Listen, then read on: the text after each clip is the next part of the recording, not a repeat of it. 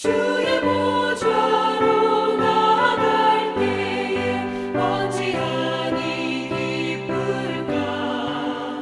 주의 얼굴을 항상 배우니 더욱 친근합니다. 내가 매일 십자가 앞에 더 가까이 가오니 구세주의 흘린 고백비로소 나를 정케 하소서.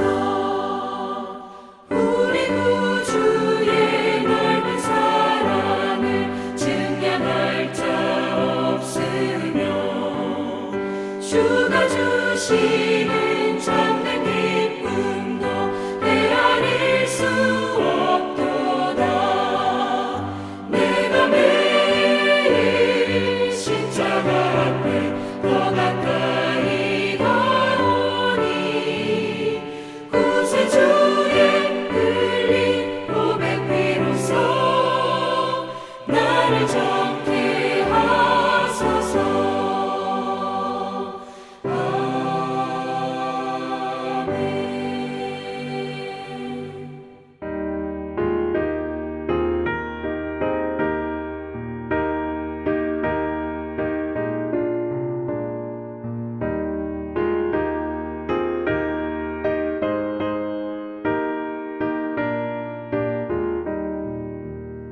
주의 말씀 듣고서 준행하는 자는 반석 위에 터닫고 집을 지은 같아.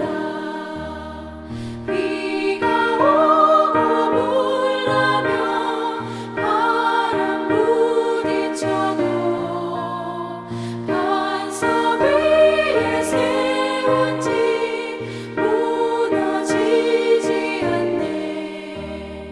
잘 짓고 잘 지세 우리 집 잘 지세. 만세 반석 위에도 우리 집 잘 지세. 주의 말씀 듣고도 행치 않는 자는 모래 위에 터닫고 집을 지은 같아. 비가 오고 물나며 바람 부딪힐 때 모래 위에 세운 집 크게 무너지네. 잘 짓고 잘 지세 우리 집 잘 지세. 만세 반석 위에도 우리 집 잘 지세.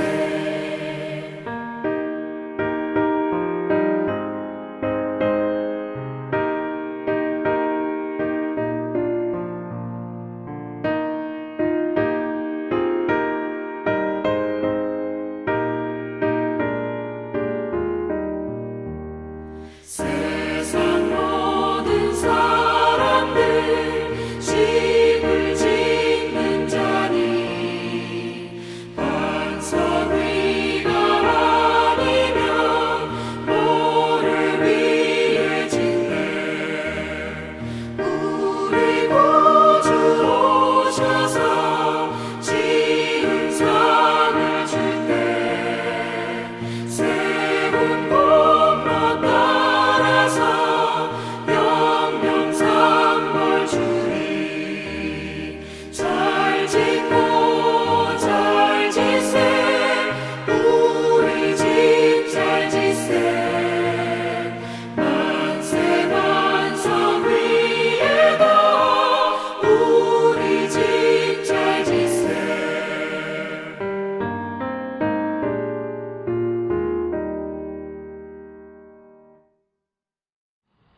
오늘도 소망이 되신 영원하신 하나님, 수요 예배로 저희들을 불러주시고 찬양과 경배로 주님께 영광 돌리게 하심을 감사드립니다. 우리를 믿음의 반석 위에 세우신 주님의 몸된 교회로 인도하여 주심을 감사드립니다. 이 시간 예배 드릴 때에 하나님과 우리 주 예수 그리스도를 더 알게 하여 주시고 은혜와 평강이 더욱더 넘치게 하여 주옵소서. 사랑의 하나님, 그 크신 은혜로 저희들을 구원하여 주심을 감사합니다. 하지만 저희들의 삶을 돌이켜보니 하나님 앞에 참으로 부끄러울 뿐입니다. 사랑의 주님, 주님의 보혈로 오늘 이 시간 저희들을 말끔히 씻어 주옵소서. 날마다 하나님 앞에서 진실과 진심으로 행하게 하여 주시고 하나님 보시기에 선하게 행할 수 있도록 도와주시옵소서. 청결한 마음과 선한 양심과 거짓이 없는 믿음으로 주님 앞에 서게 하여 주시기를 간절히 기도합니다. 주님의 몸된 교회를 위하여 수고하시는 목사님께 은혜와 진리로 충만케 하여 주시고 성령의 능력을 힘입어 말씀을 담대히 증거하게 하시고 귀한 말씀을 듣는 저희들의 마음과 귀를 열어주셔서 주님께서 말씀하신 하나님 나라를 향한 소망과 설렘에 더욱 감사할 수 있도록 하시옵소서. 이 시간 온 마음과 정성으로 예배하게 하시고 이 모든 시간 주님께 영광 돌리며 은혜 나누는 복된 시간을 허락해 주옵소서. 이 모든 말씀 오늘도 살아계신 예수님의 이름으로 기도드렸습니다. 아멘. 다 같이 두 손 들고 찬양합니다. 모든 영광을 하나님께,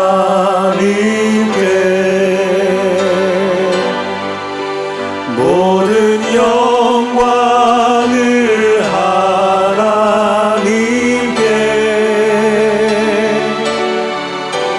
온 마음과 뜻 다해 주 사모합니다.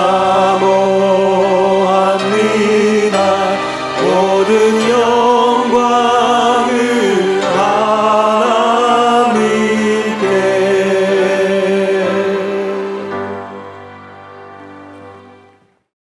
오늘 우리에게 주시는 하나님 말씀은 여호수아 3장 14절부터 17절까지입니다. 제가 봉독해 올리겠습니다. 백성이 요단을 건너려고 자기들의 장막을 떠날 때에 제사장들은 언약궤를 메고 백성 앞에서 나아가니라. 요단이 곡식 거두는 시기에는 항상 언덕에 넘치더라. 궤를 맨 자들이 요단에 이르며 궤를 맨 제사장들의 발이 물가에 잠기자 곧 위에서부터 흘러내리던 물이 그쳐서 사르단에 가까운 매우 멀리 있는 아담성읍 변두리에 일어나 한 곳에 쌓이고 아라바의 바다 여매로 향하여 흘러가는 물은 온전히 끊어짐에 백성이 여리고 앞으로 바로 건널새 여호와의 언약궤를 맨 제사장들은 요단 가운데 마른 땅에 굳게 섰고 그 모든 백성이 요단을 건너기를 마칠 때까지 모든 이스라엘은 그 마른 땅으로 건너갔더라. 아멘. 기도하시겠습니다. 좋으신 하나님 아버지, 저희들 말씀 앞으로 불러주신 것을 감사합니다. 겸손한 마음으로 나에게 주시는 말씀으로 받습니다. 성령께서 역사해 주시어서 우리의 마음을 열어주시고 주님의 음성을 듣게 하여 주시옵소서. 예수님의 이름으로 기도했습니다. 아멘. 할렐루야. 주님의 이름으로 여러분을 축복합니다. 제가 갑자기 떠나니까 많은 분들이 이런 말씀을 하셨습니다. 여기서 하와이에서 은퇴하실 줄 알았는데 섭섭하다 그랬습니다. 저도 이렇게 갑자기 떠날 줄은 정말 몰랐습니다. 우리 인간은 한치 앞을 내다보지 못하는 것을 새삼 깨달았습니다. 그러나 우리 하나님은 천년후를 내다보고 계십니다. 창세기에 보면 하나님께서 아브라함을 불러 믿음의 조상으로 삼아주시고 그 자손들에게 가나안 땅을 선물로 주셨습니다. 그런데 사실은 가나안 땅을 포함해 그 근처 모든 땅에 7년 흉년이 예정되어 있었습니다. 사람들은 그 사실을 다 몰랐지만 하나님은 알고 계셨습니다. 그래서 하나님은 이스라엘 백성을 7년 흉년에서 구하기 위해 미리 계획을 하나 세워 두셨습니다. 그것이 바로 요셉이었습니다. 야곱의 아들 요셉을 먼저 애굽으로 보내 자리를 잡게 했습니다. 요셉은 하나님의 그런 계획을 전혀 모르고 애굽으로 가게 됐던 거죠. 우리가 다 알지만 요셉이 스스로 간 것이 아니라 강제로 끌려갔습니다. 겉으로 볼 때는 요셉의 형들이 요셉을 미워해서 노예로 팔았습니다. 그래서 요셉은 억울하게 노예로 끌려갔죠. 그러나 사실은 보이지 않는 손이 있었습니다. 보이지 않는 손이 바로 하나님이었습니다. 하나님이 이스라엘을 7년 흉년에서 구원하시기 위해 미리 요셉을 애굽에 보내신 거죠. 요셉이 처음에는 그런 사실을 전혀 몰랐습니다. 그러나 나중에는 그런 사실을 깨닫고 이렇게 말을 하죠. 7년 흉년을 피해 형들이 곡식을 구하러 왔을 때 이렇게 말을 하죠. 창세기 45장 5절에 당신들이 나를 이곳에 팔았다고 해서 근심하지 마소서, 한탄하지 마소서. 하나님이 생명을 구원하시려고 나를 당신들보다 먼저 보내셨나이다. 하나님이 큰 구원으로 당신들의 생명을 보존하고 당신들의 후손을 세상에 두시려고 나를 당신들보다 먼저 보내셨나이다. 그런즉 나를 이리로 보내니는 당신들이 아니요 하나님이시라. 나를 이리로 보내니는 당신들이 아니라 하나님이다. 저는 여기에 밑줄을 쳐봤습니다. 나를 이리로 보내니는 하나님이라. 하나님이 요셉을 애굽에 보냈다는 것입니다. 처음에는 종으로 팔려가게 하셨고 나중에는 애굽 왕의 호위대장 보디발의 집에서 일하게 하셨고 다음에는 억울한 누명을 쓰고 감옥에 들어가게 하셨고 다음에는 감옥에서 애굽 왕의 술 맡은 관리의 꿈을 해석하게 하셨고 마침내 애굽의 총리가 되게 하신 것입니다. 그리고 애굽의 총리가 된 요셉 덕분에 야곱의 가족들은 7년 흉년을 애굽의 고센 땅에서 편하게 지낼 수 있었습니다. 이 모든 일을 하나님이 다 계획하신 것입니다. 그런데 문제는 7년 흉년이 끝난 후였습니다. 흉년이 끝났으면 다시 가나안 땅으로 돌아가야 옳았습니다. 하나님이 이스라엘 백성들에게 주신 땅은 가나안 땅이지 애굽이 아니었습니다. 애굽은 임시로 사는 땅이었습니다. 7년 흉년을 피하기 위해 임시로 살던 땅이었습니다. 흉년이 끝났으면 이제 다시 하나님이 정해주신 축복의 땅 가나안으로 돌아가야 마땅했습니다. 그런데 이스라엘 백성들은 가나안 땅으로 돌아가지 않았죠. 왜 돌아가지 않았을까요? 가나안 땅보다 애굽 땅이 살기에 더 좋았기 때문입니다. 먹을 것도 많고 사는 것도 편리하고 즐길 것도 더 많았습니다. 애굽 생활이 처음에는 달콤하고 좋았습니다. 여기가 좋사오니 여기서 아주 살겠다고 마음을 정했습니다. 그런데 시간이 지날수록 그게 아니었습니다.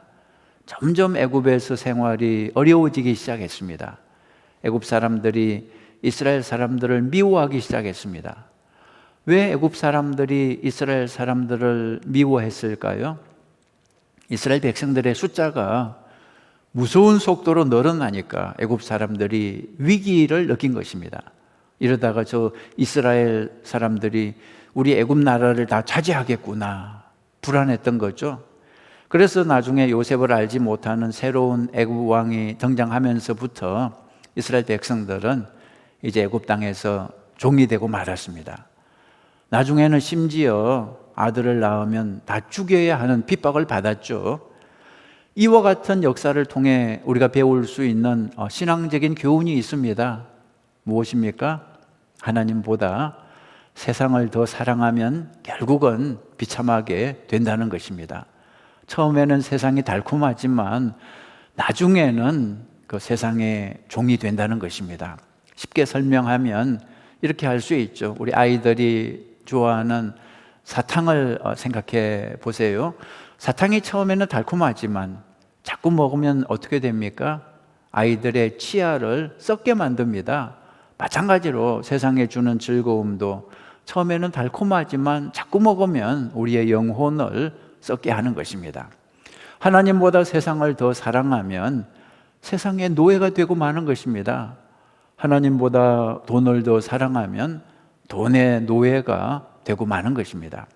이스라엘이 애굽에서 노예가 되어 망하게 되니까 그때서야 이스라엘은 하나님을 찾기 시작했습니다. 살려달라고, 구원해달라고 부르짖었습니다.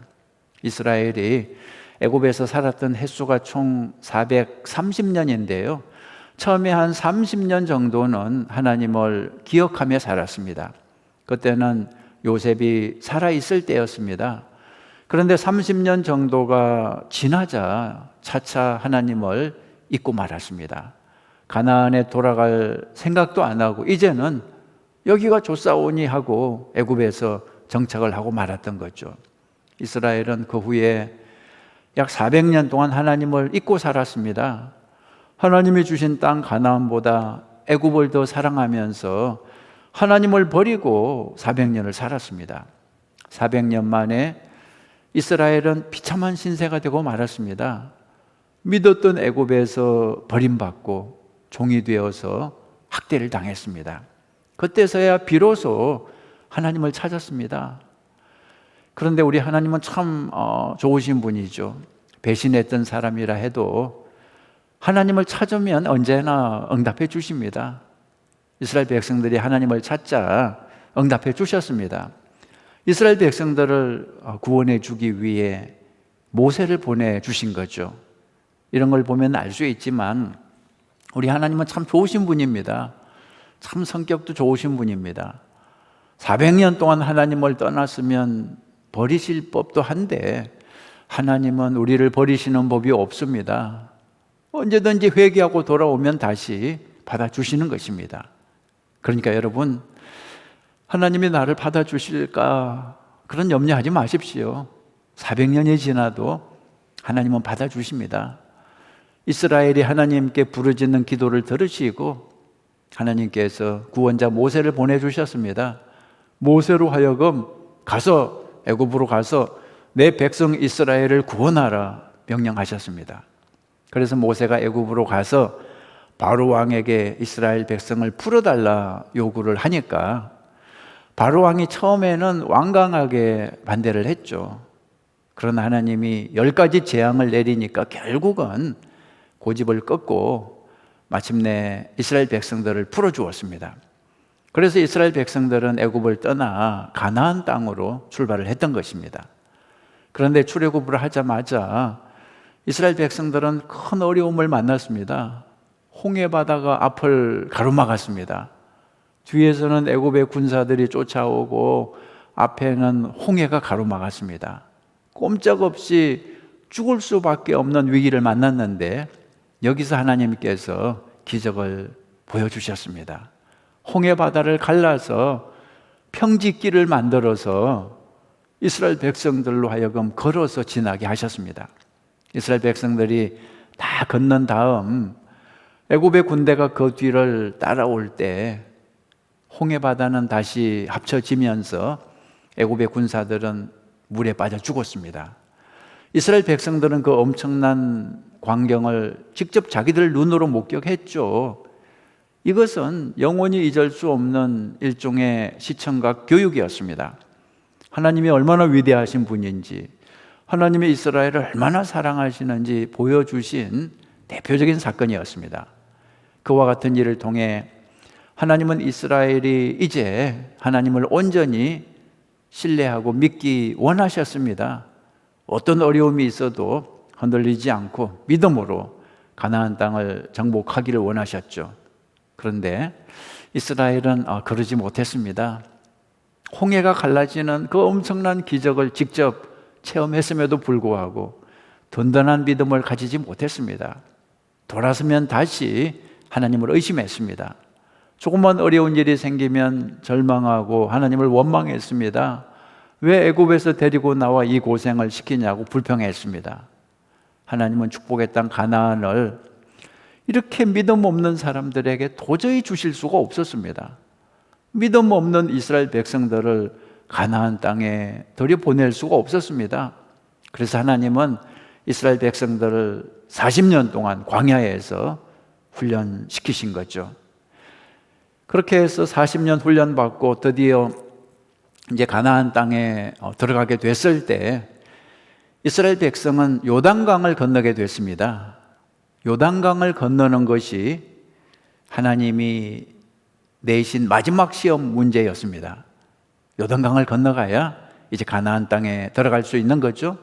오래전에 40년 전에 애굽을 떠날 때 홍해 바다의 경우는 하나님이 완전히 갈라진 것을 보여주시고 그 후에 이스라엘 백성들이 건너가게 하셨지만 이번에 요단강은 그렇게 하시지 않았습니다.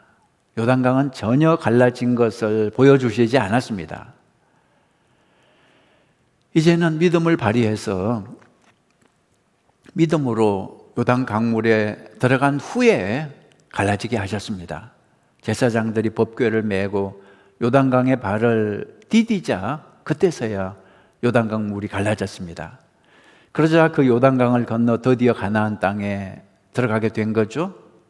우리가 이것을 알아야 됩니다. 여러분, 기적은 크게 두 종류로 나눌 수 있습니다. 하나는 홍해 기적이고요, 다른 하나는 요단강의 기적입니다. 초신자들에게는 홍해 기적이 많이 나타납니다. 그러나 믿은 지 오래된 기존 신자들에겐 요단강의 기적이 나타나는 것입니다. 홍해의 기적은 하나님이 일방적으로 보여주시는 것입니다. 교회를 처음 나오면 홍해의 기적을 종종 보여주십니다. 하나님이 일방적으로 놀라운 일들을 보여주시는 거죠. 하나님은 처음부터 우리에게 성숙한 믿음을 요구하시지 않습니다. 교회를 처음 나오면 응답도 쉽게 받고 놀라운 사건도 많이 체험을 합니다. 그런데 믿은 지 오래된 교인들에게는 홍해 기적이 잘 일어나지 않습니다. 어느 정도 믿음의 연수가 쌓이면 이제 홍해의 기적이 아니라 요단강의 기적을 체험해야 하는 것입니다. 요단강의 기적은 홍해의 기적과 같지 않습니다. 홍해의 기적은 내가 한 것이 아무것도 없는데 발생하는 거죠. 그러나 요단강의 기적은 내가 믿음으로 첫 발을 내디뎌야 발생하는 것입니다. 요단강의 기적이 발생할 때 그때 상황을 한번 상상해 보시죠. 지금 눈앞에는 요단강이 넘실대고 있었습니다. 전혀 갈라지지 않았습니다. 인간의 힘으로는 결코 건널 수 없는 상황입니다. 그런데 하나님은 요구하셨습니다. 믿고 들어가라고, 믿음을 발휘하라고. 들어가면 그때서야 요단강이 갈라지는 것입니다. 과거에 출애굽을 한 사람은 200만이 넘었죠. 그러나 그 중에 가나안에 들어간 사람은 많지 않았습니다. 많지 않은 정도가 아니라 애굽에서 떠나온 사람 중에 가나안에 들어간 사람은 여호수아와 갈렙밖에 없었습니다. 나머지는 다 광야에서 죽었습니다. 많은 사람들이 애굽에서는 성공적으로 탈출했지만 정작 가나안 땅에는 들어가지 못했던 것입니다. 여러분, 혹시 우리들의 모습도 이와 같은 것은 아닐까 하고 우리가 돌아볼 필요가 있는 것입니다. 대부분 예수를 믿는다고 하는 사람들이 홍해는 건너 출애굽에는 성공을 하지만 정작 요단강은 건너지 못하고 그냥 가나안을 바라만 보고 광야에서 죽는 것은 아닐까, 이것을 고민해야 됩니다. 애굽에서는 나왔지만 가나안에는 들어가지 못하고 광야에서 죽는 인생이 있다는 것입니다. 물론 애굽에서 출애굽 한 것만도 대단하죠. 최소한 종에서는 해방이 됐고 또 아들을 낳으면 죽여야 하는 절망적이고 비참한 상황에서는 벗어났습니다. 그러나 하나님을 믿는 목적은 애굽에서 탈출하기 위함이 아니라 가나안에 들어가기 위함입니다. 애굽 탈출이 목적이 아니라 가나안 입성이 목적이라는 말씀입니다. 그런데 많은 신자들이 애굽 탈출에서 끝이 난다는 거죠. 갈라진 홍해는 건넜지만 요단강을 건너서 가나안 축복의 땅에 들어가지 못하는 것입니다. 오늘 본문을 보면 이스라엘 백성이 요단강을 건너려고 했을 때 물이 언덕까지 넘쳤다 그랬습니다. 그와 같은 상황에서 하나님의 말씀을 믿고 강에 들어간다는 것은 쉽지 않은 일입니다. 정말 믿음이 필요한 거죠. 그런데 우리가 주의해서 봐야 할 것은 제사장들이 믿음을 가지고 요단강에 발을 내딛자마자 즉시 물이 끊어졌다는 것입니다. 물이 무릎에 찬 것도 아니고 허리에 찬 것도 아니고 목에까지 찬 것도 아니었습니다. 그냥 들어가자마자 물이 즉시 끊어졌다는 거죠. 여기서 무엇을 알 수 있습니까? 하나님이 우리에게 요구하시는 믿음은 뭐 엄청 대단한 게 아니라는 것입니다. 정말 예수님이 말씀하신 것 같이 겨자씨만한 믿음이었습니다. 만일 하나님이 우리에게 요구하시는 믿음이 물이 머리 꼭대기까지 찬 후에 요단강이 갈라지는 그런 수준의 것이라면 그런 믿음을 가지고 있는 사람이 얼마나 되겠습니까? 우리에게는 그 정도 믿음이 없습니다. 그러나 하나님이 우리에게 요구하시는 것은 그냥 요단에 발만 내딛기만 하라는 것입니다.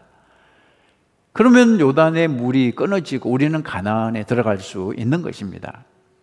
하나님은 우리에게 믿음으로 발을 강물에 내디디라고 말씀하십니다. 그런데도 우리는 끊임없이 홍해 기적을 요구하죠. 갈라지는 것을 보고 나서 들어가겠다고 때를 써는 거죠. 교회는 나오지만 성장이 없는 교인들이 있습니다. 10년 전이나 지금이나 그리고 앞으로 10년 후나 별 차이가 없는 교인들이 있습니다. 그분들의 특징이 무엇인지 아십니까? 순종이 없다는 것입니다. 하나님의 말씀에 믿음으로 순종을 하지 않는다는 것입니다. 교회는 나오지만 여전히 내 방식대로 살고 말씀에 순종하지 않습니다. 요단강 물이 겁나서 발을 내딛지 못하는 거죠. 순종은 우리에게 참으로 어려운 것입니다. 왜냐하면 우리의 본능은 불순종이기 때문입니다. 죄가 바로 불순종이죠. 아담과 하와가 어떻게 해서 죄를 지었습니까? 사람을 죽였나요? 도둑질을 했나요? 그렇지 않습니다. 하나님이 금하신 선악과를 따먹었을 뿐입니다. 불순종이 바로 하나님께 죄를 짓는 것입니다. 따라서 우리는 순종을 연습하고 훈련해야 됩니다. 순종을 훈련하지 않고 가만히 있으면 자동으로 불순종의 길을 가고 마는 것입니다. 몸을 쳐서 순종을 연습하시기 바랍니다. 제가 예를 들어 볼까요? 이렇게 아주 쉽게 순종을 좀 연습해 보죠. 첫째는 여러분, 주보에 나오는 광고에 순종하십시오. 주보에는 여러 가지 광고가 나옵니다. 사수한 자동차 주차부터 어떻게 하라, 또 트리니티 성경 공부, 또 공동체 성경 읽기, 그리고 주일학교 또는 한글학교 돕기. 여러분, 주보에 나오는 광고에는 무조건 순종한다, 이렇게 한번 결심하고 실천해 보시기 바랍니다. 순종을 하다 보면 요단강 물이 갈라지고 가나안 땅에 들어가게 되는 것입니다. 여러분, 교회 주보를 보실 때 그냥 남의 일처럼 보지 말고 혹시 내가 순종해야 할 일이 무엇인가 이렇게 유심하게 보시고 순종하시기 바랍니다. 두 번째로 설교 말씀에 순종하는 것입니다. 설교 말씀을 통해서 하나님께서 우리에게 명령하십니다. 주의를 지키라는 말씀부터 시작해서 사랑하고 용서하라는 말씀, 겸손하라는 말씀, 기도하라는 말씀, 전도하라는 말씀, 그리고 헌금생활 잘하는 말씀 등등. 하여튼 설교 말씀을 통해서 하나님이 말씀하실 때 나는 무조건 순종한다, 이렇게 한번 결심해 보고 실천해 보라는 것입니다. 설교 말씀을 그냥 나하고 상관없는 말씀으로 듣지 말고 하나님이 나에게 명령하신다 생각하고 말씀하시면 제가 순종하겠습니다, 그렇게 결단해 보라는 거죠. 그리고 세 번째, 세상 법에도 순종하십시오. 세상 법을 어기지 말고 법을 지키는 연습을 하라는 거죠. 신호등을 지키는 연습부터 시작해서 세금을 잘 내는 연습까지 세상의 법을 지키는 연습을 하라는 것입니다. 여러분, 순종을 연습하면 그것이 조금씩 쌓여서 몸에 배기 시작합니다. 하나님의 말씀에 순종하면 요단강의 물이 갈라지는 것입니다. 길이 열리는 것입니다. 여러분은 예수 믿으신 지 몇 년이나 되셨습니까? 여러분은 현재 어디쯤 지금 머물고 계십니까? 아직도 애굽에서 종노릇 하면서 애굽에 살고 있습니까? 아니면 홍해를 건너서 이제 광야를 지나고 있습니까? 출애굽은 했는데 아직 가나안에 들어가지 못하고 광야를 수십 년째 방황하는 상태는 혹시 아니신지요? 교회를 오래 다니신 여러분에게는 아마 홍해의 기적이 더 이상 일어나지 않을 것입니다. 홍해는 출애굽용이지 가나안용이 아니기 때문입니다. 가나안에 들어가려면 홍해를 건너는 것이 아니라 요단강을 건너야 됩니다. 요단강을 건너기 위해서는 우리의 순종이 필요합니다. 믿음으로 말씀에 순종할 때 요단강이 갈라지는 것입니다. 요단강은 본래 큰 강이 아니었습니다. 우리 표현대로 하자면 조금 큰 시냇물 정도가 될 것입니다. 보통 때는 쉽게 건널 수 있습니다. 그러나 오늘 성경에서 이스라엘 백성들이 건너야 할 때는 추수철이었고 그때는 요단의 물이 언덕까지 차고 넘치는 때였습니다. 절대 걸어서는 건널 수 없는 때였습니다. 그때 물로 걸어 들어간다는 것은 죽음을 의미하는 것이었습니다. 그렇지만 여러분, 하나님께서 들어가라고 하면 들어가야 됩니다. 남들은 죽는다고 말리지만 죽지 않습니다. 가나안 땅을 밟게 될 것입니다. 하나님이 약속하신 축복의 삶을 살게 될 것입니다. 여러분, 말씀에 순종하는 여러분 되시기 바랍니다. 말씀에 순종해야 믿음이 성장하고 요단강이 갈라지는 기적을 보게 됩니다. 여러분의 상식으로는 구원을 얻을 수 없습니다. 세상 사는 식으로는 하나님의 축복을 받을 수 없습니다. 평생 광야의 삶을 살 수밖에 없습니다. 고달픈 삶을 살 수밖에 없습니다. 오늘 성경에 보니까 제사장들이 법궤를 메고 요단강에 들어갔습니다. 그리고 백성들은 그 뒤를 따라갔죠. 오늘날 법궤는 무엇입니까? 하나님의 말씀입니다. 말씀이 앞장을 서고 우리는 그 뒤를 따라가야 하는 거죠. 말씀대로 살면 됩니다. 말씀이 물로 들어가라 하면 들어가고, 말씀이 산으로 올라가라 하면 올라가고, 불평하지 말고 의심하지 말고 주님이 말씀하시면 순종하면 됩니다. 여러분의 상식과 경험을 가지고 말씀을 가로막으면 안 됩니다. 말씀이 앞장설 때 순종해서 따라가는 여러분 모두가 되시기를 간절히 바랍니다. 말씀을 마치겠습니다. 평생을 애굽에서 살다가 애굽에서 죽는 사람이 되면 안 됩니다. 또 평생을 광야에서 살다가 광야에서 죽는 사람들이 되면 안 됩니다. 믿음을 발휘해야 됩니다. 요단강을 건너가야 가나안 땅에 들어갈 수 있습니다. 여러분, 요단강은 건널 수 없는 강이 아닙니다. 믿음으로 도전하면 능히 건널 수 있습니다. 믿음으로 말씀에 순종해서 요단강을 건너 가나안 땅에 다 들어가는 우리 아이야 교회 성도 여러분 모두가 되시기를 주님의 이름으로 축복합니다. 언제 다시 만날 수 있을지 모르겠지만 그때까지 건강하시기 바랍니다. 진심으로 여러분 사랑하고 축복합니다. 그동안 참으로 감사했습니다. 기도하시겠습니다. 좋으신 하나님 아버지, 주님의 사랑하는 우리 아이야 교회 사랑하는 성도들을 주님께 올려드립니다. 하나님께서 지켜주시고 보호해 주시고 축복하여 주시옵소서. 오늘 주신 말씀대로 믿음으로 순종해서 가나안 땅에, 축복의 땅에 다 들어가는 저희들 모두가 다 되게 하여 주시옵소서. 한 사람도 애굽에 머물지 않게 하시고 한 사람도 광야에 머물지 않게 하시고 말씀에 순종해서 요단강을 건너서 가나안 땅에 다 들어가는 우리 아야 가족 모두가 다 되게 하여 주시옵소서.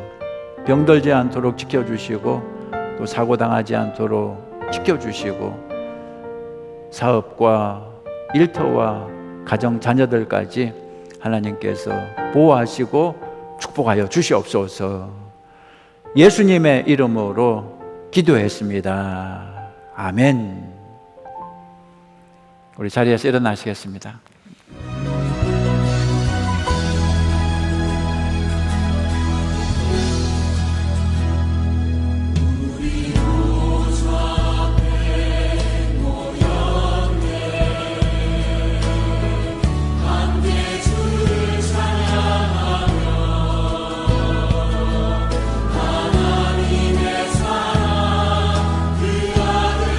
주셨네 그의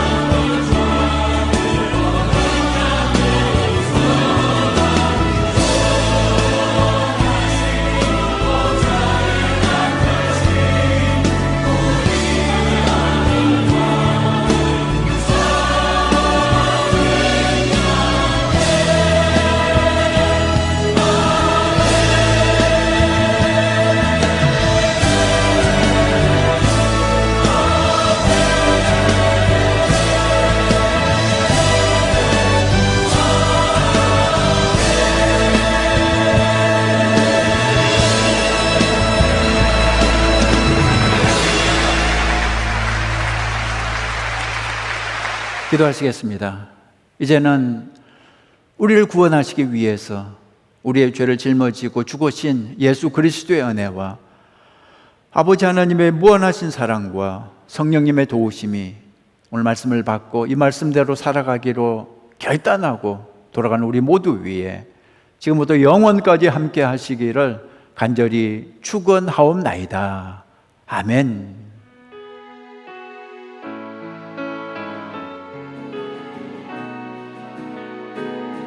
두 손 들고 찬양합니다. 두 손 들고 찬양합니다. 다시 오실 왕 여호와께 주만이 나를 다스리네. 나 주님만을 섬기니 헛된 마음